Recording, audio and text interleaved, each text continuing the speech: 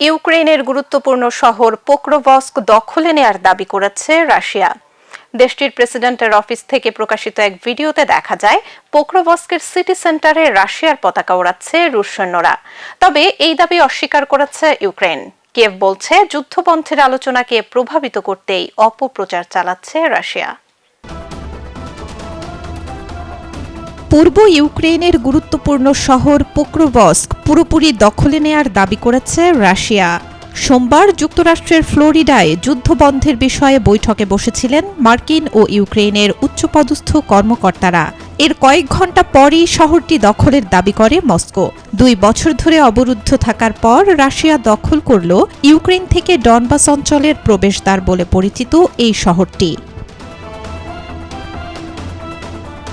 এ বিষয়ে একটি ভিডিও প্রকাশ করেছে রাশিয়ার প্রেসিডেন্টের দপ্তর। ভিডিওতে দেখা যায় পোক্রোভস্কের সিটি সেন্টারে রাশিয়ার পতাকা ওড়াচ্ছে দেশটির সেনারা। এই তথ্য নিশ্চিত করেছে সংবাদ মাধ্যম CNN। গত রোববার সেনাদের সঙ্গে দেখা করতে যুদ্ধের সম্মুখ সারিতে যান রুশ প্রেসিডেন্ট ভ্লাদিমির পুতিন। ওই সময় দেশটির সেনাপ্রধান ভ্যালেরি গেরাসিমোভ পুতিনকে শহরটি দখলের তথ্য জানান। এই অভাবনীয় সাফল্যের জন্য দেশটির সেনাদের অভিনন্দন জানান পুতিন। তবে রাশিয়ার এই দাবি প্রত্যাখ্যান করেছে কিয়েভ।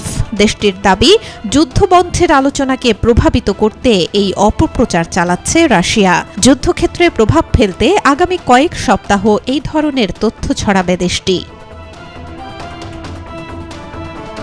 এর আগে ইউক্রেনের সশস্ত্র বাহিনী জানায় প্রতিকূল পরিস্থিতি সত্ত্বেও পোক্রোভস্ক ও এর আশেপাশের অঞ্চলের দখল নিজেদের কাছে রেখেছে তাদের সেনারা এবং শত্রু বাহিনীর সেনাদের প্রতিহত করে যাচ্ছে।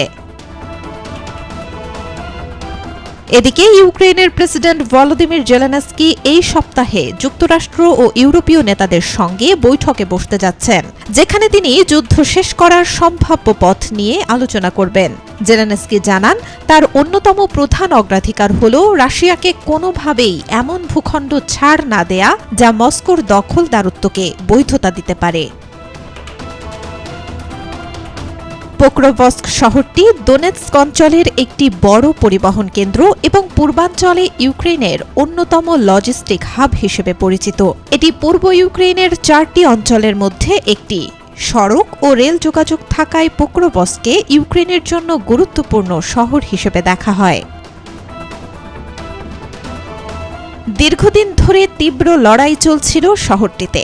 রাশিয়ার অব্যাহত ড্রোন হামলায় ক্ষতিগ্রস্ত হয় শহরটির সড়ক ও রেলপথ। ফলে রসদ সরবরাহের জন্য বিকল্প পথ খুঁজে নেয় ইউক্রেন। এটির দখল নিতে রাশিয়ার অনেক সেনা নিহত ও আহত হয়েছেন। এছাড়াও প্রাণ হারিয়েছেন ইউক্রেনের অসংখ্য সেনা। Desk report, B news 24।